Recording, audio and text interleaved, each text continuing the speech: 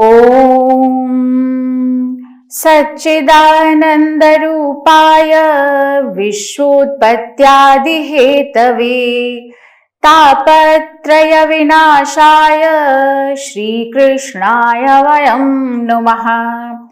आप सभी को नमस्कार। Shrimad Bhagavad Gita textual and philosophical exploration नामक इस कोर्स के श्रीमद् भगवद गीता पाठ्य एवं दार्शनिक अन्वेषण नामक इस पाठ्यक्रम के नए सत्र में वीक 2 लेक्चर 1 में आप सभी का हार्दिक स्वागत है।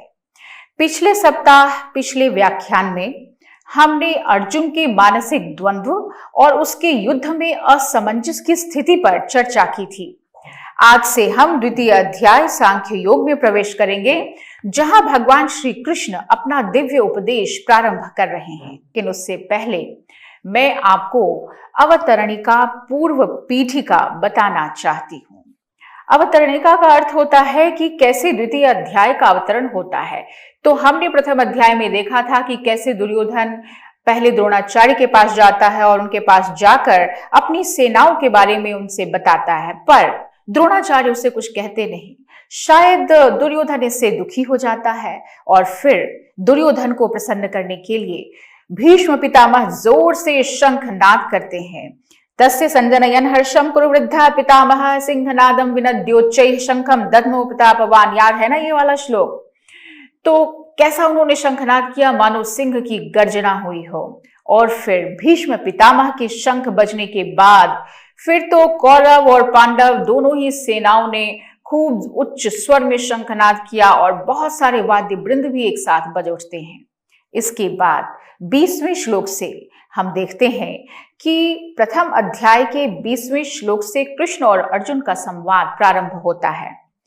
अर्जुन ने भगवान से अपने रथ को दोनों ही सेनाओं के बीच खड़ा करने को कहा है और इसमें भगवान दोनों ही सेनाओं के बीच रथ को खड़ा कर देते हैं और फिर अर्जुन से कहते हैं कि हे पार्थ, अब तुम यहां से कुरुवंशियों को देखो। अब दोनों ही सेनाओं ने अपने ही पारिवारिक जनों को, दोनों सेनाओं में अपने ही आत्मीय जनों को देख करके अर्जुन के अंदर जो एक पारिवारिक और कौटुंबिक मोह है, उस कौटुंबिक मोह के जागृत हो जाने के बाद परिणाम स्वरूप अर्जुन वहां युद्ध करना छोड़ करके अपने धनुष बाण गांडीव का त्याग करके रथ के ही पीछे भाग में बैठ जाता है।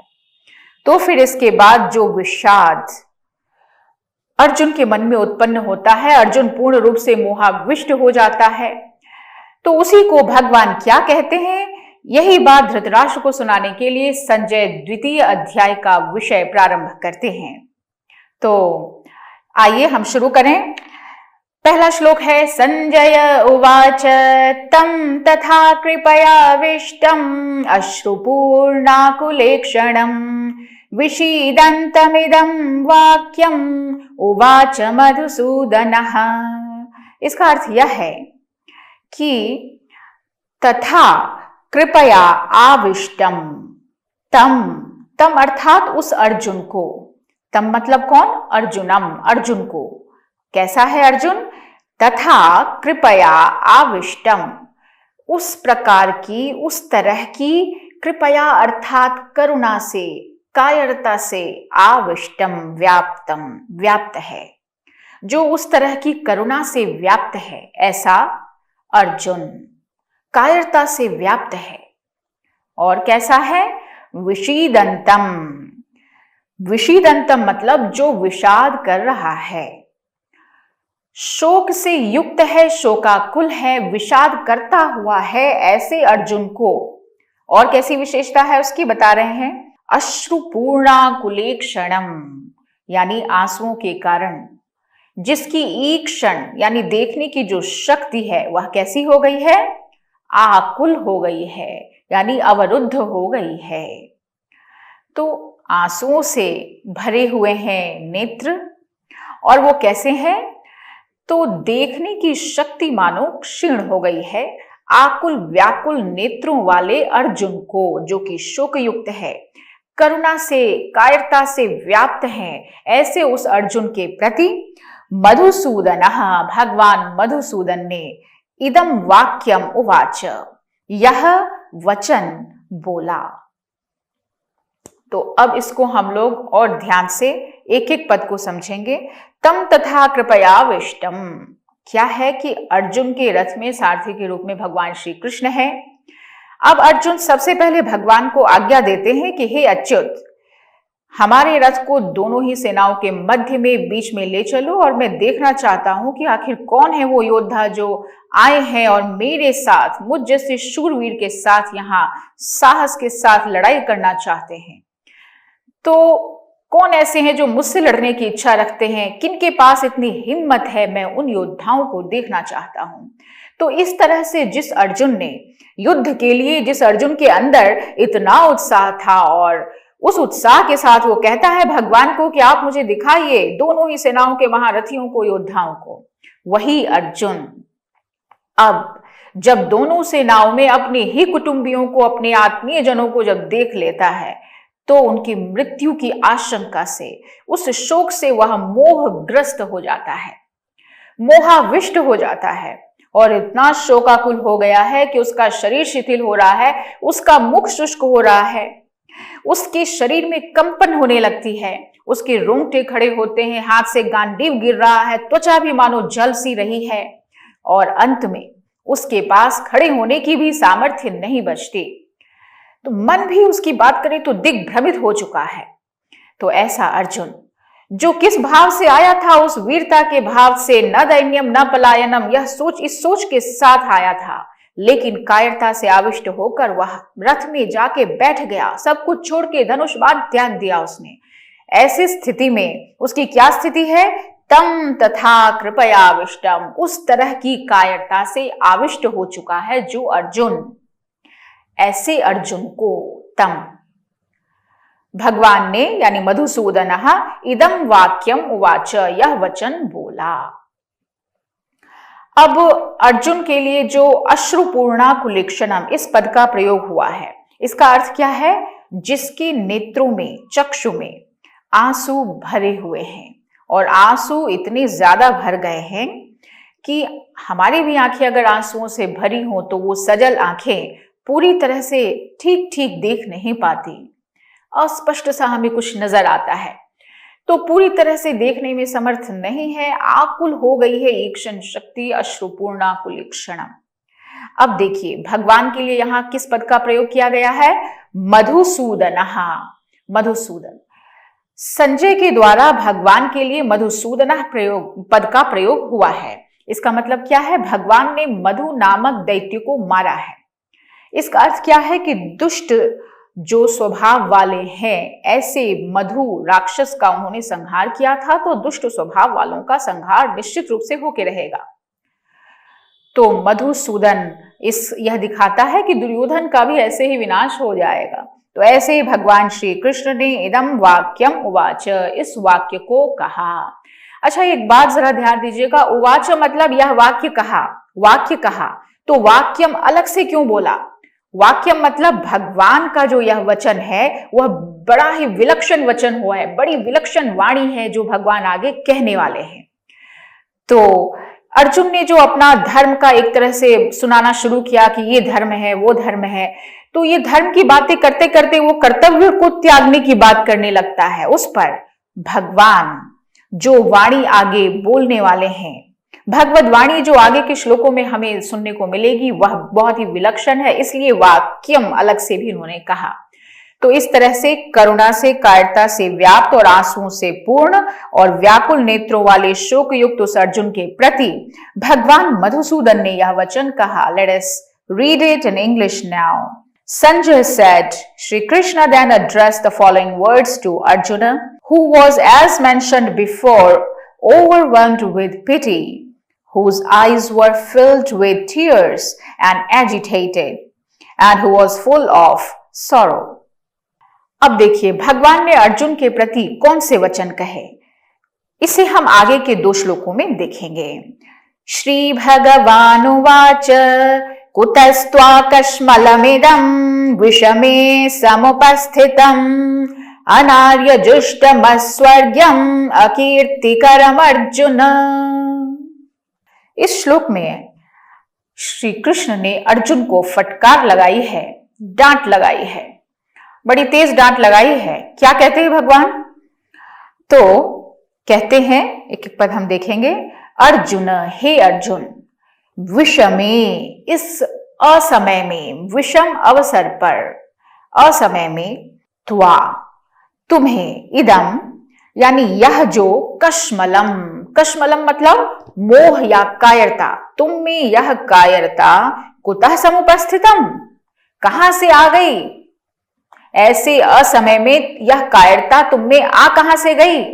और जो कैसी है? अनार्य दुष्टम मतलब श्रेष्ठ पुरुषों के द्वारा आचरण में लाने योग्य नहीं है, ऐसी कायरता तुम में आ कैसे गई? और अस्वर्ग्यम, जो स्वर्ग को भी प्रदान नहीं करती, और साथ में अकीर्तिकरम, और न ही इससे कोई कीर्ति फैलती है, यानी कीर्तिकर भी नहीं है। तो कहने का मतलब है कि हे अर्जुन, तुम्हें इस असमय में यह कश्मल यानी यह मोह कहां से उपस्थित हो गया तुम में? कुतः, क्यों? क्योंकि यह जो मोह है या यह जो कायरता है, यह कैसी है? तो अनार्य दुष्टम, ना तो श्रेष्ठ लोगों के द्वारा आचरित है, न ही अस्वर्गीयम यानी न ही स्वर्ग को प्रदान करने वाला है, और न ही अकीर्तिकरम यानी कीर्ति को भी यह नहीं देता, तुम्हारा यश भी इससे नहीं फैलेगा। तो भगवान यहां आश्चर्य कर रहे हैं, और तब अर्जुन से कहते हैं कि अरे कुतस्त्वा कश्मलमिदं विषमे समुपस्थितम, ऐसे युद्ध के मौके पर तो तुम्हारे अंदर क्या होना चाहिए? तुम्हारे अंदर होना चाहिए पराक्रम, तुम्हारे अंदर होनी चाहिए शूरवीरता, और इस असमय में तुम्हारे अंदर यह कायरता कहां से आ गई? आश्चर्य देखिए दो तरह से होता है। एक तो जो अपने न जानने के कारण, और दूसरी आश्चर्य की स्थिति तब आती है जब हम दूसरे को चेताना चाहते हैं। तो भगवान का जो यहाँ पर आश्चर्य रूप है वह सिर्फ अर्जुन को जागरूक करने के लिए है, अर्जुन को चेताने के लिए है, जिससे अर्जुन का ध्यान अपने कर्तव्य पर चला जाए। कुतः कहने का क्या मतलब है कि पहले तुम्हारे अंदर यह कायरता नहीं थी, यह तो आई हुई है। ऐसा नहीं है कि तुम जन्म से कायर हो या तुम्हारी प्रवृत्ति कायरता की है या फिर तुम स्वभावतः कायर हो, यह तो आई हुई कायरता है। जैसे आगंतुक अतिथि होते हैं, वो आते हैं जाते हैं, तो वैसे अतिथि की तरह से अभी ये कायरता आई हुई है अर्जुन के पास। तो इसका सीधा मतलब यह हो गया कि भगवान ने कहा, हे अर्जुन, असमय में यह मोह तुम में कहां से आ गया? क्योंकि न तो यह श्रेष्ठ पुरुषों के द्वारा आचरित है, न ही यह स्वर्ग को देने वाला है, और न ही कीर्ति को प्रदान करने वाला ही है। Let us see the English meaning now. Shri Bhagavan said, Arjuna, how has this infatuation overtaken you at this odd hour? It is shunned by noble souls. Neither will it bring heaven nor fame to you. अब कायरता तो उपस्थित हो गई, कलमश उपस्थित हो चुका है, तो इस कलमश को, इस मोह को, इस कायरता को आने के बाद करें क्या? इसी जिज्ञासा को दूर करने के लिए भगवान अब कहते हैं तीसरे श्लोक में, क्लैब्यम मास्मगमः पार्थ नैतत्त्वय्युपपद्यते क्षुद्रम हृदय दौर्बल्यम त्यक्तोत्तिष्ठ परन्तप। भगवान ने कहा, हे पार्थ, पार्थ मतलब हे पृथा के पुत्र, पृथा कुंती का नाम है। हे अर्जुन, क्लैब्यम मास्मगमः, यह जो क्लैब्य है नपुंसकता है, नपुंसकता, इसको तुम मत प्राप्त हो, नपुंसक न हो। नपुंसक होना मतलब हम युद्ध के लिए बने हो और चूड़ी पहन के बैठ जाएं घर पे, ये कायरता। तो तुम नपुंसक की तरह बर्ताव मत करो। क्यों? नैतत्त्वय्युपपद्यते, तुम में यह उचित नहीं जान पड़ता, क्योंकि तुम ऐसे हो नहीं, और तुम उस नपुंसकता को प्राप्त हो रहे हो, तो यह ठीक नहीं है। तुम में नपुंसकता का होना उचित बिल्कुल भी नहीं है। आगे, परंतप, हे परंतप। परंतप का अर्थ है कि तुम स्वयं परंतप हो, अर्थात शत्रुओं को तपाने वाले हो। परम यानी दूसरे शत्रुओं को जो तपा दे, वही है परंतप। और तुम उसी से विमुख होकर, युद्ध से विमुख हो रहे हो, शत्रुओं को आनंद प्रदान करोगे क्या? तो हे परंतप, क्षुद्रम हृदय दौर्बल्यम, यह जो क्षुद्र हृदय की दुर्बलता है तुम्हारे अंदर, जो अत्यंत क्षुद्र है यानी तुच्छ है, उस अपनी हृदय की तुच्छ दुर्बलता को त्यक्त्वा, त्याग करके तुम क्या करो? उत्तिष्ठ, उत्तिष्ठ मतलब खड़े हो जाओ। खड़े हो जाने का मतलब क्या है कि जिस काम के लिए आए थे उस काम के लिए तुम एकदम तत्पर हो जाओ, डट जाओ, तैयार हो जाओ। तो अर्जुन से भगवान ने कहा क्लैब्यम मास मगमः, यानी नपुंसकता को प्राप्त मत करो। युद्ध करना, ये जो तुमने सोचा कि युद्ध करना अधर्म है, नहीं करना धर्म है, ये तो गलत है, अनुचित है।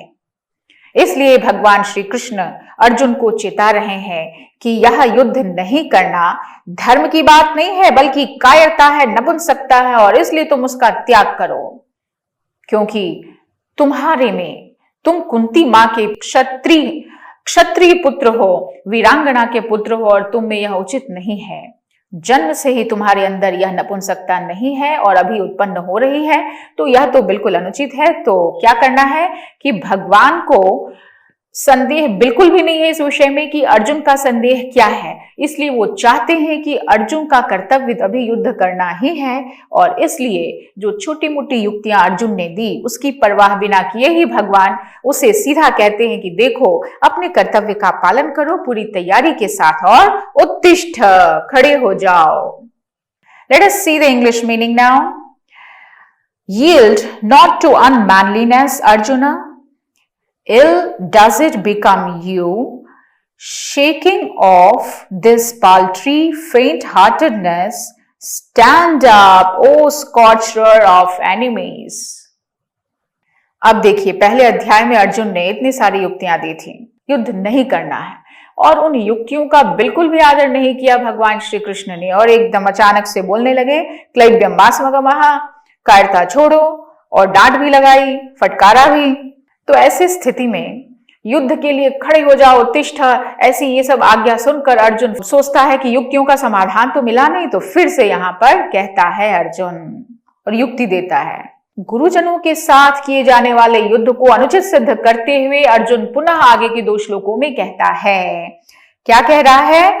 अर्जुन उवाच कथम भीष्ममहं संख्ये द्रोणञ्च मधुसूदन इषुभिः प्रतियोत्स्यामि पूजार्हावरिसूदन। इसका मतलब है कि हे मधुसूदन, मैं अर्जुन संख्य यानी इस रणभूमि में, कथम भीष्मम कैसे भीष्म पितामह को, और द्रोणम यानी द्रोणाचार्य को, प्रतियोत्स्यामि इनके विरुद्ध में कैसे लड़ूंगा। यतः क्योंकि अरिसूदन, हे अरिसूदन, ये दोनों ही कैसे हैं? पूजार्हौ, ये दोनों ही पूज्य हैं, हमारे गुरु हैं, पूजनीय है हमारे लिए। अर्जुन ने यह बात कह दी कि हे मधुसूदन, मैं कैसे इस युद्ध स्थल में द्रोणाचार्य और भीष्म पितामह जैसे पूज्य लोगों से लड़ सकता हूं। Let us see the meaning in English now. Arjuna said, how, Krishna, shall I fight Bhishma and Drona with arrows on the battlefield? They are worthy of deepest reverence, O destroyer of foes. आगे अर्जुन फिर कहते हैं, गुरु न हत्वा हि महानुभावान् श्रेयो भोक्तुं भैक्ष्यमपि हलोके हत्वार्थ कामान् सुगुरु निहैव भुञ्जीय भोगान् रुधिर प्रदिग्धान्। अर्थ क्या है यहाँ? कि महानुभावान गुरून् अहत्वा, महानुभाव गुरुजनों को अहत्वा यानी नहीं मारकर, मैं इहलोके भैक्ष्यम यानी भिक्षा का अन्न भी, भैक्ष्यम अपि भिक्षा का अन्न भी, भोक्तुम यानी खाने को मैं क्या समझता हूं? श्रेयः यानी ये मेरे लिए कल्याणकारी है। ही मतलब क्योंकि गुरून् हत्वा, गुरुजनों को मार करके, इह इसी लोक में, रुधिर प्रदिग्धान, रुधिर यानी खून से जो सने हुए हैं, 2 चीजें, अर्थ और कामान, 2 ही भोग है ना, अर्थ और काम। 4 पुरुषार्थ है, धर्म अर्थ काम मोक्ष, लेकिन भोग तो अर्थ और काम ही है इस लोक के भोग। तो अर्थ और काम वो भी मैं भोगूंगा, लेकिन कैसे? रुधिर प्रदिग्धान, वो उनके ही रुधिर से मानो सने हुए होंगे, ऐसे ही भोग को तो भोगूंगा। तो इस लोक में मान लो मैं जीत भी जाऊं और अपने गुरुजनों को मार भी दूं, तो उनके रुधिर से सने हुए भोग को ही तो भोगूंगा। तो यह भला कैसा भोग है? इसलिए इन महानुभाव गुरुजनों को न मानकर मैं यह समझता हूं कि भिक्षा का अन्न खाना भी मेरे लिए ज्यादा कल्याणकारी है, क्योंकि गुरुजनों को मारकर भी उनके ही रुधिर से सने हुए भोगों को मुझे भोगना है। कौन सा बड़ा अच्छा भोग मुझे भोगना होगा। Let us see the meaning in English now. It is better to live on alms in this world without slaying these noble elders, because even after killing them we shall after all enjoy only blood-stained pleasures in the form of wealth and sense enjoyments.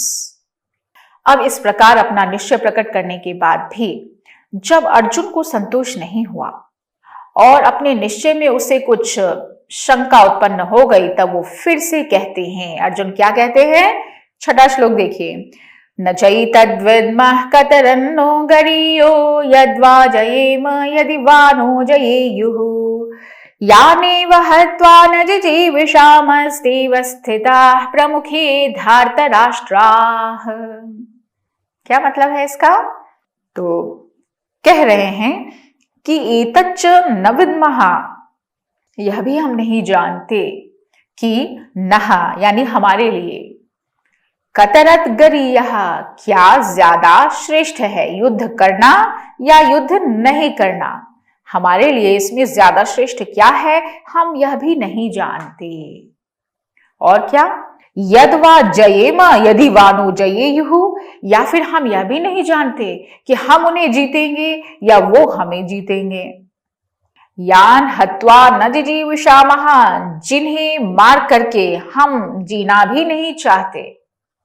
ते एव धार्तराष्ट्राः, वही धार्तराष्ट्र धृतराष्ट्र के पुत्र लोग जिनके बिना हम जीना नहीं चाहते, वही प्रमुखी अवस्थिताः, हमारे सामने हमारे मुकाबले में खड़े हैं, हमारा सामना करने के लिए खड़े हैं।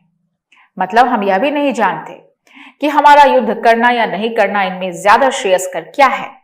हम यह भी नहीं जानते कि हम उन्हें जीतेंगे या वो हमें जीत लेंगे।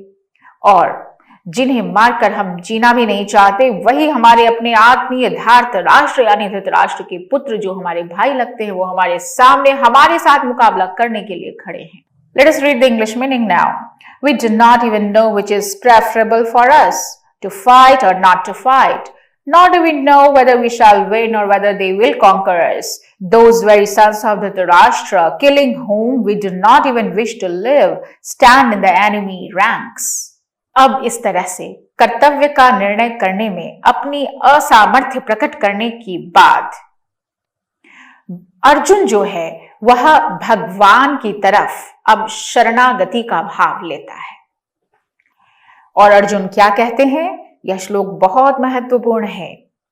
कार्पण्य दोषोपहत स्वभावः पृच्छामि त्वां धर्म सम्मूढ़ चेताः यच्छ्रेयः स्यान्निश्चितं ब्रूहि तन्मे शिष्यस्तेऽहं शाधि मां त्वां प्रपन्नम्। यह 7वां श्लोक है और इसमें अपने कर्तव्य का निर्णय करने में जब अर्जुन खुद को असमर्थ पाता है, तब व्याकुलता पूर्वक वह इस श्लोक के माध्यम से भगवान से प्रार्थना करता है। क्या कहते हैं, कार्पण्य दोषोपहत स्वभावः, मैं कैसा हूं, तो कायरता रूप दोष से उपहत स्वभाव वाला हूं, और साथ में धर्म सम्मूढ़ चेता, धर्म के विषय में मोहित अंतःकरण वाला। धर्म सम्मूढ़ चेता, अंतःकरण मतलब क्या होता है, चित्त। तो धर्म के विषय में जिसका चित्त मोहित हो गया हो, भ्रमित हो गया हो, मैं वैसा हो गया हूं। तो उसे समझ में नहीं आ रहा है कि यह धर्म है कि नहीं है, तो धर्म के विषय में मोहित भ्रमित चित्त वाला हूं। और वो मैं अर्जुन त्वाम पृच्छामि, तुमसे पूछता हूं। अच्छा, कृष्ण और अर्जुन में सखा भाव है, इसलिए वो त्वाम कह रहे हैं, तुमसे पूछता हूं। आप अपनी माँ को तुम कहते होंगे, तो इससे बहुत ज्यादा नजदीकी, ज्यादा अपनापन पता चलता है। इसलिए एक तो प्रेम होता है, दूसरा सम्मान होता है। सम्मान तो अपनी जगह है, लेकिन जब प्रेम ज्यादा हो तो हम आपसे तुम पर उतर आते हैं। तो इसलिए अर्जुन भगवान से कहते हैं, पृच्छामि त्वाम, मैं आपसे तुमसे पूछता हूं। क्या पूछता हूं, यत् निश्चितम श्रेयः, जो मेरे लिए निश्चित रूप से श्रेयस्कर है, कल्याणकारी है, निश्चित कल्याणकारक है, तत् में ब्रूहि, वो मेरे लिए बताइए। क्यों, क्यों बताएंगे? क्योंकि अहम ते शिष्यः, मैं आपका शिष्य हूं, और त्वाम प्रपन्नम, और तुम्हारी शरण में आ गया हूं हे कृष्ण। ऐसे मुझको माम शाधि, शाधि मतलब शिक्षा दीजिए। अब अर्जुन शरणागत भावापन्न हो गया है।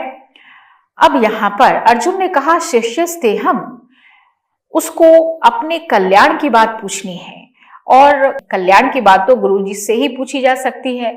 तो यहाँ पर अर्जुन रथी के रूप में और कृष्ण सारथी के रूप में उस भाव को अर्जुन ने हटा दिया, बल्कि अब यहाँ पर अर्जुन ये कह रहा है कि आप मेरे गुरु हो, मैं आपका शिष्य हूं, और जब शिष्य आप बन जाते हैं तो शिष्य को ही गुरु क्या करता है? ज्ञान देगा, कल्याण की बात बताएगा। इसलिए अर्जुन ने कहा शाधि माम, मुझे शिक्षा दीजिए। क्यों, मैं कैसा हूं? रथी भाव से नहीं हूं। मैं नहीं बोलूंगा कृष्ण भगवान उधर ले चलो इधर ले चलो। मैं त्वाम प्रपन्नम, मैं तो आपका शरणागत हूं, शरणापन्न हूं, आपकी शरण में आया हुआ हूं। तो इसलिए शिष्य भाव में आ गया है कि मैं पूरी तरह से आपकी शिष्यता को स्वीकार करता हूं, मुझे आप शिक्षा दीजिए। देखिए, यहाँ इस श्लोक में एक और भी बहुत ही महत्वपूर्ण बात है जो मैं आपको बताने जा रही हूं कि अर्जुन ने यहाँ इस श्लोक में 4 बातें बताई। पहला, कार्पण्य दोषोपहत स्वभावः, दूसरा, यत् श्रेयः स्यात् निश्चितं ब्रूहि तन्मे, तीसरा, शिष्यस्तेहम्, और चौथा, शाधि माम त्वाम प्रपन्नम। तो पहली बात क्या है कि अर्जुन धर्म के विषय में पूछता है। दूसरी बात, अपने कल्याण के लिए अर्जुन प्रार्थना करता है। तीसरी बात, वह अर्जुन शिष्य बन गया है। और चौथी बात कि अर्जुन अब पूर्ण रूप से शरणागत हो गया है। तो इस तरह से यहाँ पर ये 4 बातें बहुत ही महत्वपूर्ण है। तो अर्थ है कि इसलिए कायरता रूप दोष से उपहत हुए स्वभाव वाला और धर्म के विषय में मोहित चित्त हुआ मैं आपसे पूछता हूं हे श्री कृष्ण कि जो साधन निश्चित रूप से कल्याणकारी हो वह आप मेरे लिए कहिए, क्योंकि मैं आपका शिष्य हूं और इसलिए आपके शरणागत हुए, शरण में आए हुए मुझको आप शाधि शिक्षा दीजिए। Let us read it in English now. With my very being tainted by the vice of faint-heartedness and my mind puzzled with regard to duty, I am asking you, tell me that which is decidedly good. I am your disciple. Pray instruct me. Please instruct me, who have put myself into your hands. अब हम 8वें श्लोक की तरफ बढ़ेंगे। देखिए, इस तरह की शिक्षा देने के लिए अर्जुन भगवान से प्रार्थना कर रहा है। अब उस प्रार्थना का हेतु बताने के लिए अर्जुन यहाँ अपने भाव प्रकट कर रहा है। श्लोक पढ़ते हैं। नहि प्रपश्यामि ममापनुद्याद् यच्चोकमुच्छोषणमिन्द्रियाणाम् अवाप्य भूमावसपत्नमृद्धं राज्यं सुराणामपि चाधिपत्यम्। अर्जुन कहते हैं कि ही, क्योंकि भूमौ यानी भूमि में, असपत्नम निष्कंटक, रिद्धम यानी धन धान्य संपन्न राज्य, तो इस भूमि में निष्कंटक और धन धान्य संपन्न राज्य को, और सुराणाम आधिपत्यम अवाप्य, सुराणाम यानी देवताओं के भी आधिपत्य को प्राप्त करके भी अहम न तत् प्रपश्यामि, मैं उस उपाय को नहीं देखता जो मत शोषणम इंद्रियाणाम, जो मेरी इंद्रियों को सुखाने वाले शोक को दूर कर सके। तो कहने का मतलब क्या है यहाँ? क्योंकि भूमि में निष्कंटक और धन धान्य संपन्न राज्य को और देवताओं के आधिपत्य को, देवताओं के स्वामीपन को भी प्राप्त होकर मैं उस उपाय को नहीं देखता जो मेरी इंद्रियों को सुखाने वाले इस शोक को दूर कर सके। Let us read the English meaning now. For even on obtaining undisputed sovereignty and an affluent kingdom on this earth and lordship over the gods, I did not see any means that can drive away the grief which is drying up my senses. यह वचन कहने के बाद अर्जुन का युद्ध न करने के लिए कहकर चुप हो जाना, फिर भगवान का मुस्कुराना। इसी बात को हम देखेंगे अगले श्लोक में कि संजय क्या कह रहे हैं कि अर्जुन ने तब किया क्या एवमुक्त्वा हृषीकेशं गुडाकेशः परन्तप न योत्स्य इति गोविन्दम् उक्त्वा तूष्णीं बभूवः।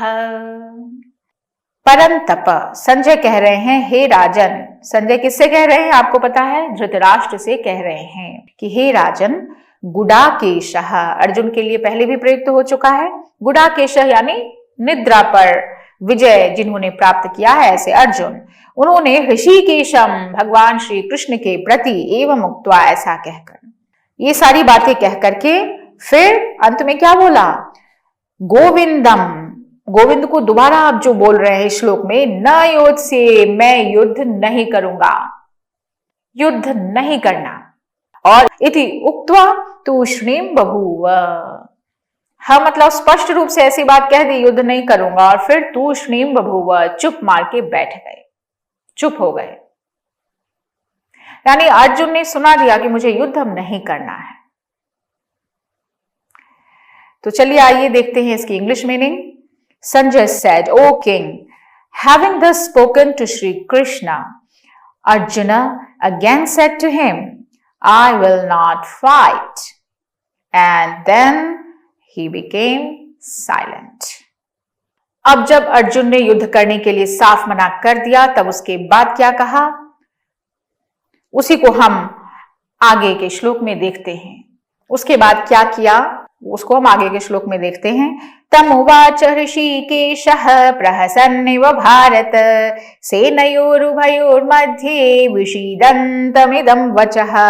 संजय धृतराष्ट्र से कहते हैं कि हे भारत, भरतवंशी धृतराष्ट्र, ऐसे में क्या है, ऋषिकेशः यानी अंतर्यामी भगवान श्री कृष्ण, उन्होंने उभयोर सेनयोर मध्य, दोनों ही सेनाओं के मध्य में, विषीदंतम शोक करते हुए, विषादग्रस्त उस तम अर्जुन को क्या किया है, प्रहसन इव हंसते हुए से, इव हंसते हुए से, ठीक है, क्या किया, इदम उवाच, तो हंसते हुए से अर्जुन के प्रति भगवान ने यह वचन बोला। तो अर्जुन से क्या बोला, तो ये सब तो हम लोग आगे देखेंगे, लेकिन यहाँ पे जो मुख्य बात है ये देखिए, भगवान हंसते हुए क्यों बोल रहे हैं। इसका तात्पर्य क्या है कि अर्जुन का भाव बदल गया है। अर्जुन पहले कैसे आया था, युद्ध में एकदम उत्साह के साथ आया था कि ले चलो, देखना है मुझे सेनाओं को, योद्धाओं को। अब कायर हो गया है। तो पहले उसने कहा, ये तो एक बात हो गई कि पहले उत्साहित था, बाद में एकदम कायर हो गया है, इसलिए भी हंसे। दूसरी बात कि उसने ठीक 7वें श्लोक में भी कहा था, शिष्यस्तेहं शाधिमां त्वां प्रपन्नम, यानी मैं आपका शिष्य हूं और मुझे क्या करना है आप बताएं। लेकिन यहां फिर वो भगवान के बिना कुछ कहे ही अर्जुन क्या कर रहा है, निश्चय कर लिया, न योत्स्ये, यानी मैं युद्ध नहीं करूंगा। तो ये तो बचपना ही है। देखिए ऐसा होता है, हम ऐसा अपनी भी निजी जिंदगी में देख सकते हैं कि हम बड़े बुजुर्गों से जाकर बहुत सारी बातें बोलते हैं कि आप ही बताइए जो कहना है, और आप जो बोलेंगे हम करेंगे, और उसके बाद हम अपना निर्णय सुना देते हैं। क्यों? क्योंकि हम किंग कर्तव्य विमूढ़ होते हैं। तो यहाँ अर्जुन की भी कुछ वही स्थिति है। आफ्टर ऑल अर्जुन हम सबका प्रतिनिधि है, इस बात को हमें भूलना नहीं है। तो इसलिए भगवान ने प्रहसन निव, हंसते हुए मुस्कुराते हुए से अर्जुन से बोला। तो अर्जुन भगवान की शरण में आए और उसके बाद फिर ये बात कही कि मैं नहीं करूंगा। तो एक तरह से शरणागत होने से वो च्युत हो रहे हैं, तो शरणागति से च्युति हुई है, इसलिए भगवान को यहां हंसी आ गई। तो यही बात है, मुस्कुराते हुए से भगवान ने यह बात कही। अब एक बात और समझनी है कि जब अर्जुन ने कह दिया कि न योत्स्ये, कि युद्ध नहीं करूंगा, तो भगवान को कह देना चाहिए, ठीक है यथेच्छसि तथा कुरु, जैसी मर्जी वैसा करो। लेकिन भगवान ने यहां पर यह सोचा कि मनुष्य जब भी चिंता से ग्रस्त होता है, शोक से, मोह से व्याकुल हो जाता है, तो ऐसे में वह अपने कर्तव्य का निर्णय नहीं कर पाता, और ऐसे में कभी एक बात बोलता है, कभी दूसरी बात, और क्या बात बोलता है उसे खुद भी नहीं पता। तो अर्जुन के प्रति अत्यधिक स्नेह है भगवान का। भगवान अत्यंत दयालु हैं और इसलिए वो सिर्फ अर्जुन की तरफ देखते हैं और उसके वचनों पर ध्यान नहीं देते, और फिर अर्जुन को आगे के श्लोक से उपदेश देना भी शुरू कर देते हैं। आप देखिए कि वचन मात्र से भी अगर कोई भगवान के शरण में आ जाता है तो भगवान उसे स्वीकार कर लेते हैं। अर्जुन वचन से ही तो शरणागत हुआ, शिष्य स्तेहम शाधिमाम त्वाम प्रपन्नम, और भगवान ने उसे स्वीकार कर लिया। हम भी अगर भगवान से हर रोज कहें कि हम आपकी शरण में हैं, भले ही हो या ना हो, लेकिन बोलने मात्र से भगवान उसको स्वीकार करते हैं। Well, let's see the English meaning now. Then, O Dhritarashtra, Shri Krishna, as if smiling, addressed the following words to sorrowing Arjuna in the midst of the two armies. अब देखिए, हम आगे का श्लोक देखेंगे। भगवान उपदेश दे रहे हैं। अर्जुन के मोह और शोक को सदा के लिए नष्ट करने के उद्देश्य से भगवान यहाँ उपदेश देना शुरू करते हैं। सांख्य योग की दृष्टि से भी युद्ध करना कर्तव्य है, इस बात को यहाँ प्रतिपादित किया जाएगा। भगवान का अर्जुन के प्रति उपदेश प्रारंभ होता है 11वां श्लोक। अशोच्यानन्वशोचस्त्वं प्रज्ञावादांश्च भाषसे गतासु न गतासूंश्च नानुशोचन्ति पंडिताः। श्री भगवान कहते हैं कि त्वम, हे अर्जुन, तुम अशोच्यान अन्वशोचः, जो शोक करने योग्य नहीं है ऐसे मनुष्यों के लिए, अशोच्यों के लिए, जिनके लिए शोक नहीं करना है, न शोक योग्य जो मनुष्य हैं उनके लिए अन्वशोचः, तुम शोक करते हो। और दूसरी बात क्या है? प्रज्ञावादांश भाषसे, दूसरी तरफ तुम क्या कर रहे हो? बोल तो ऐसे रहे हो मानो बहुत बड़े पंडित हो, पंडितों के से वचनों को बोल रहे हो। लेकिन क्या तुम्हें पता है कि पंडित कैसे होते हैं? गतासून अगतासूंश्च नानुशोचन्ति पंडिताः, पंडितों नानुशोचन्ति, शोक नहीं करते। गतासून, जिनके प्राण चले गए हैं, न तो उनके लिए शोक करते हैं, और ना ही अगतासून, जिनके प्राण नहीं गए हैं, जो जीवित हैं, उनके लिए भी शोक नहीं करते। पंडित उनके लिए शोक नहीं करते। तुम पंडितों की तरह बातें तो करते हो, लेकिन आचरण उनके जैसा नहीं कर रहे हो, तुम तो शोक कर रहे हो। कहने का आशय यह है कि एक तरफ तुम पंडितों जैसी बातें कर रहे हो, विद्वत्ता अपनी दिखा रहे हो बातों से, और दूसरी तरफ शोकाकुल हो, शोक करते हो। अतः सिर्फ बातें ही बनाने से काम कैसे चलेगा? वास्तव में पंडित का आचरण भी तो होना चाहिए, और उनका आचरण कैसा है कि पंडित कभी किसी के लिए शोक नहीं करते, चाहे गतासून हो, यानी किसी के प्राण पखेरु उड़ जाएं तो भी उनके लिए पंडित शोक नहीं करते, और जो जीवित है अगतासून, उनके लिए भी शोक नहीं करते। जो इस दुनिया में हैं, जिनकी प्राणवायु चल रही है, उनके लिए भी पंडित शोक नहीं करते। शोक करने से क्या होगा? आप उनका पालन पोषण करिए, जो हैं उनकी व्यवस्था करिए, उनका प्रबंध करिए, उनकी दशा क्या होगी, उनका भरण पोषण कैसे होगा, उनकी सहायता हम कैसे कर सकते हैं, ये सारी चीजों को पंडित करते हैं, लेकिन शोक नहीं करते। और किसी बात को लेकर अगर आप चिंता करते हो तो वह भी शोक का ही लक्षण है। चिंता नामक शोक, वह भी हमें नहीं करना है, वह भी हमें नहीं करना है। तो भगवान ने यही कहा कि आप जो है पंडितों जैसा आचरण नहीं कर रहे हो अर्जुन। अब मैं आपसे एक बात बताऊंगी कि ये जो यहाँ भगवान ने कहा है नानुशोचन्ति पंडिता, पंडित मतलब क्या? कौन होते हैं पंडित? तो कहते हैं जो पंडा बुद्धि से संपन्न हो। पंडा कैसी बुद्धि होती है? तो जो सत असत विवेकवती बुद्धि हो, उसी को हम पंडा कहते हैं। और वह पंडा जिनकी विकसित हो गई है, जिनको सत और असत का स्पष्ट रूप से विवेक हो गया है, वही पंडित होते हैं। और ऐसे पंडितों में सत और असत को लेकर शोक नहीं होता, सत को सत मानने में शोक नहीं, असत को असत मानने में शोक नहीं। अब आइए इसी को हम जरा इंग्लिश में भी देखें। श्री भगवान said, Arjuna, you grieve over those who should not be grieved for, and yet speak like the learned. Wise men do not sorrow over the dead or the living. अब हम अगले श्लोक की तरफ बढ़ेंगे, जिसमें आत्मा की नित्यता और निर्विकारता का प्रदर्शन मिलता है।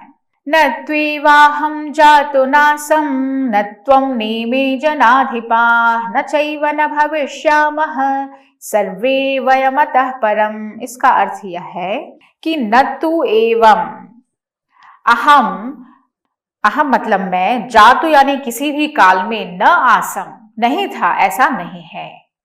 यानी न तो ऐसा है कि मैं किसी काल में नहीं था, और न त्वम, और यह भी बात नहीं है, ऐसी बात भी नहीं है कि तुम भी किसी काल में नहीं थे हे अर्जुन। और तीसरी बात, इमे जनाधिपाः, ये जो जनाधिप यानी राजा लोग हैं, ये भी किसी काल में नहीं थे, ऐसी बात नहीं है। एवमेव अतः परम, इसी तरह से इसके आगे भी, भविष्य में भी, वयम सर्वे न भविष्यामः एवं न, हम नहीं होंगे, ऐसा नहीं है। कहने का मतलब यह है कि किसी काल में, जा तो मतलब किसी काल में, अहम न आसम मैं नहीं था, और तुम नहीं थे, और ये राजा लोग भी नहीं थे, ऐसा नहीं है, ऐसी बात नहीं है। इसके बाद भी यानी भविष्य में भी, अभी तो अतीत काल की चर्चा चली कि हम नहीं थे, ऐसा नहीं, यानी हम थे। भविष्य में भी ऐसा नहीं होगा कि वयम सर्वे न भविष्यामः, कि हम लोग सबके सब नहीं होंगे, ऐसा भविष्य में भी नहीं होगा। तो कहने का मतलब क्या है कि देखिए, जब दो बार निगेशन होता है, दो बार अगर न आए तो वह बिल्कुल पॉजिटिव पक्की बात हो जाती है। तो जैसे अगर मैं कहूं कि आप लोग छात्र नहीं हैं, ऐसी बात नहीं है, यानी आप लोग अवश्य रूप से छात्र हैं।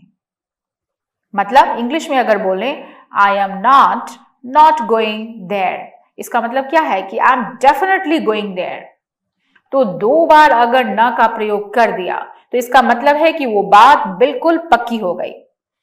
तो दो बार निगेशन बिल्कुल कंफर्म कर देता है ना। तो कहने का मतलब यह है कि यहां पर मैं, तुम और ये राजा लोग पहले भी थे, यह कहने से भी काम चल जाता। इतना घुमा फिरा के हमने क्यों कहा, भगवान ने क्यों कहा कि मैं नहीं था, ऐसी बात नहीं है, तुम नहीं थे, ऐसी बात नहीं है, राजा लोग नहीं थे, ऐसी बात नहीं है। तो ये बार बार डबल डबल निगेशन क्यों? इसका मतलब यह है कि ऐसा कह देने से पहले हम सब अवश्य थे, निश्चित रूप से यह बात और पक्की हो जाती है, दृढ़ हो जाती है। और जब भविष्य में हमारे शरीर की यह स्थिति नहीं होगी, एक दिन यह शरीर भी नहीं रहेगा, ऐसी अवस्था में भी मैं, तुम अर्जुन और ये राजा लोग हमेशा रहेंगे ही, नहीं रहेंगे ऐसा नहीं है, यानी अवश्य रहेंगे। तो जो नित्य तत्व है उसका कभी अभाव न था, न कभी होगा। आत्मा नित्य तत्व है ना, इसलिए। तो मैं, तुम और ये सभी के सभी राजा पहले नहीं थे, ऐसी बात नहीं है, आगे नहीं होंगे, यह बात भी नहीं है। यानी भूत और भविष्य की बात को भगवान ने कह दिया। अब प्रश्न उठता है कि वर्तमान में क्यों नहीं बोल रहे हैं कि हम लोग नहीं हैं अभी, ऐसी बात नहीं है, यह क्यों नहीं कह रहे भगवान? इसकी क्या वजह है? इसका कारण यह है कि ये जो शरीर है हमारा, तुम्हारा, सभी राजाओं का, ये तो वर्तमान में प्रत्यक्ष दिख रहा है, इसमें कोई संदेह है नहीं, इसलिए इसको कहने की यहाँ कोई आवश्यकता नहीं है। तो तात्विक दृष्टि से देखा जाए तो हम सभी वर्तमान में हैं और क्षण प्रतिक्षण बदल रहे हैं। वर्तमान तो प्रत्यक्ष है ही, भूत और भविष्य में भी अपनी सत्ता का, यह प्रश्न कोई कर सकता है कि हमारी सत्ता भूत काल में थी कि नहीं, भविष्य में होगी कि नहीं। उस दृष्टि से यहाँ भगवान ने कह दिया कि भूत में भी सत्ता थी और भविष्य में भी सत्ता बनी रहेगी। तो let us know the English meaning now. In fact there was never a time when I was not, when you or these kings were not, nor is it a fact that hereafter we shall all cease to be. इसी तरह से हम अगले श्लोक को भी अब पढ़ेंगे। आत्मा की नित्यता का प्रतिपादन करके अब उसकी निर्विकारता का प्रतिपादन करते हुए आत्मा के लिए शोक करना अनुचित है, इस बात को सिद्ध करते हैं भगवान श्री कृष्ण। आइए देखते हैं श्लोक संख्या 13। देहिनोऽस्मिन् यथा देहे कौमारं यौवनं जरा तथा देहांतर प्राप्तिर धीरस्तत्र न मुह्यति। क्या मतलब है कि देहिनः अस्मिन यथा, जैसे कि देहिनः यानी जीवात्मा की, उस जीवात्मा की, अस्मिन देहे इस देह में। जीवात्मा कहाँ रहता है? देह यानी शरीर में ही तो है। तो जैसे जीवात्मा की इस शरीर में कौमारम यौवनम जरा, कौमारम मतलब बाल्यावस्था आती है पहले, फिर यौवन यानी युवावस्था आती है, और फिर जरा यानी वृद्धावस्था भी आती है। तो जैसे जीवात्मा के इस देह में पहले बाल्यावस्था है, फिर युवावस्था है, फिर वृद्धावस्था है, ठीक उसी तरह से देहांतर प्राप्ति ही, वैसे ही इस जीवात्मा को अन्य शरीर की भी प्राप्ति होती है। तत्र धीरः न मोह्यति, इस विषय में जो धीर व्यक्ति है वह मोहित नहीं होता। कहने का मतलब यह है कि जो शरीरधारी है, शरीरधारी कौन है? जीवात्मा। तो उसके शरीर में सबसे पहले कौन सी अवस्था आती है? बाल्यावस्था आती है, इसके लिए कह दिया कौमारम। फिर युवावस्था आती है और अंत में वृद्धावस्था भी आती है। तो इस शरीर में कभी एक अवस्था नहीं बनी रहती, उसमें हम देखते हैं कि निरंतर क्षण क्षण प्रति क्षण परिवर्तन होता है। तो यहां जैसे शरीरधारी के इस शरीर में, मतलब शरीरधारी अर्थात शरीरी मतलब आत्मा, वह कुछ और ही है और शरीर कुछ और ही है। शरीरी अलग है और शरीर अलग है, दोनों एक नहीं है। तो शरीरी दृष्टा है, शरीर दृश्य है। इसलिए शरीर में जो बाल्यपन और युवावस्था ये सब आती है, इन सब का परिवर्तन होता है, लेकिन यह परिवर्तन शरीरी में नहीं होता। तो जैसे कि ये सारी की सारी अवस्थाएं शरीर में आती हैं, वैसे ही जीवात्मा को अन्य शरीर की प्राप्ति होती है। मतलब शरीर जैसे बालक से जवान हो जाता है, फिर एक दिन जवानी से बुढ़ापा भी आ जाता है, शरीर बूढ़ा, इन अवस्थाओं के परिवर्तन को लेकर कोई शोक नहीं करता। वैसे ही जब शरीरी आत्मा एक शरीर से निकलकर दूसरे शरीर में प्रवेश कर जाता है, तो इस विषय में कोई शोक नहीं करना चाहिए। जैसे स्थूल शरीर के रहते ये बाल्यावस्था, युवावस्था, वृद्धावस्था आती है, वैसे ही सूक्ष्म शरीर और कारण शरीर के रहते हुए देहांतर की प्राप्ति होती है। देहांतर की प्राप्ति का मतलब क्या है? मृत्यु के बाद दूसरा शरीर धारण कर लेता है। कौन? हमारी जो आत्मा है। तो सूक्ष्म और कारण शरीर के रहते हुए देहांतर की प्राप्ति होती है, और स्थूल शरीर के रहते हुए तो ये अवस्थाएं आती जाती हैं। इस श्लोक में देखिए, एक जो पाद में आप देखेंगे, धीरस्तत्र न मोह्यति, यानी धीर इस विषय में मोहित नहीं होता। तो धीर कौन है? धीर मतलब पंडित, यानी पंडा बुद्धि संपन्न, जिसे सत और असत का विवेक हो गया हो, वही व्यक्ति धीर होता है, और वही इस विषय में कभी मोहित नहीं होता, उसे कभी संदेह नहीं होता। Let us read the English meaning now. Just as boyhood, youth and old age are attributed to the soul through this body, even so it attains another body. The wise man does not get deluded about this. अब इसके बाद अनित्य वस्तु, शरीर आदि को लेकर जो शोक होता है, उसकी निवृत्ति के लिए अगला श्लोक हम कहते हैं। अगला श्लोक श्री भगवान कहते हैं, 14वां श्लोक, मात्रा स्पर्शास्तु कौन्तेय शीतोष्ण सुख दुःखदा आगमापायिनो नित्यास्तांस्तितिक्षस्व भारत। भगवान कहते हैं कि हे कौन्तेय, कौन्तेय अर्थात कुंती पुत्र अर्जुन, मात्रा स्पर्शाह, मात्रा स्पर्शाह मतलब इंद्रियों के विषय जो जड़ पदार्थ हैं, वही मात्रा स्पर्श कहलाते हैं। यानी इंद्रियों के विषय भोग्य वस्तुएं, जो भोग्य पदार्थ हैं, जड़ पदार्थ। तो मात्रा स्पर्शा मतलब जिनसे माप तौल होता है, जिनसे ज्ञान होता है, उन ज्ञान के साधन इंद्रियों और अंतःकरण का नाम क्या है? मात्रा। तो मात्रा से अर्थात इंद्रियों और अंतःकरण से जिनका संयोग होता है, उन्हीं का नाम स्पर्श है। इस तरह से इंद्रियों और अंतःकरण से जिनका ज्ञान होता है, ऐसी सृष्टि के मात्र पदार्थ मात्रा स्पर्श कहलाते हैं। तो यहाँ मात्रा स्पर्शाह जो भी पदार्थ हैं, इससे केवल पदार्थ ही क्यों लिया जाए? क्योंकि वे पदार्थ ही क्या होते हैं, तो आगे बताएंगे। आगमापायिनः, आगमापायिनः, मात्रा स्पर्श मतलब जड़ पदार्थ, इंद्रियों के विषय, एक शब्द में बोले तो हे कुंती नंदन, ये जो इंद्रियों के विषय जड़ पदार्थ हैं, वो कैसे हैं? तो उसके लिए पद दिया शीतोष्ण सुख दुखदाह, यानी वो शीत और उष्ण दो चीजें हैं। शीत का मतलब यहां समझिए अनुकूलता, और उष्ण मतलब प्रतिकूलता। इसके माध्यम से क्या करते हैं ये पदार्थ, तो सुख दुखदाह, सुख और दुख को प्रदान करते हैं, तो द्वंद्वों को देते हैं। और कैसे हैं, आगमापायिनः, यानी ये आगमापाई हैं, यानी आते हैं और जाते हैं। ये ऐसा नहीं है कि आए तो गए नहीं और गए तो आएंगे नहीं, ऐसा नहीं। आगमापायिनः आगंतुक हैं, आने जाने वाले हैं, आते भी हैं और जाते भी हैं। और साथ में अनित्याः, ये सब के सब अनित्य भी हैं। इसलिए हे भारत, यानी भरत वंश में उत्पन्न अर्जुन, तान तितिक्षस्व, उनको, उन मात्रा स्पर्श को तुम क्या करो, उनको तुम तितिक्षस्व, यानी उनको तुम सहन करो। अब यहाँ शीतोष्ण का जो अर्थ है वह क्या है, अनुकूल्य और प्रातिकूल्य, अनुकूलता प्रतिकूलता। यहाँ ठंडी गर्मी उस तरह से अर्थ नहीं लेना है।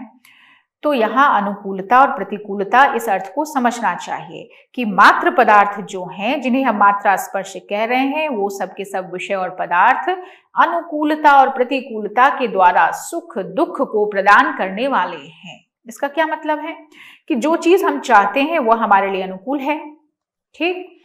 जिस व्यक्ति को चाहे वह अनुकूल व्यक्ति, जिस वस्तु को, घटना को, परिस्थिति को, काल को हम चाहे वह सब हमारे लिए अनुकूल है। और जिसे हम नहीं चाहें वह वस्तु, व्यक्ति, परिस्थिति, घटना, देश, काल, सब के सब हमारे लिए प्रतिकूल होते हैं। और वो अगर मिलने लग जाए तो दुख होता है।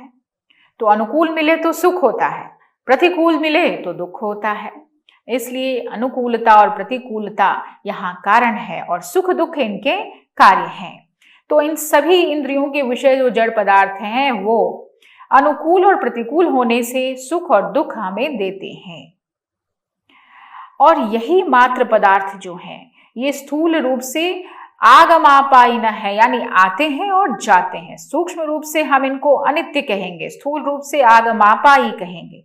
अनित्य से भी ज्यादा सूक्ष्म बताने के लिए इनको आगे 16वें श्लोक में असत बताया जाएगा, उसकी चर्चा आगे हम करेंगे। तो ये जितने भी मात्रा स्पर्श हैं, ये जितने भी इंद्रियों के विषय हैं, उनके सामने आने पर यह अनुकूल है और यह प्रतिकूल है ऐसा ज्ञान होना, यह अपने आप में दोष नहीं है, लेकिन उनको लेकर अपने ही चित्त में जो राग, द्वेष, हर्ष, शोक और विषाद, विकार, ये सारी चीजें जो पैदा होने लगे तो यही दोष है। इसलिए कहा कि उन्हें क्या करना है, निर्विकार बने रहो।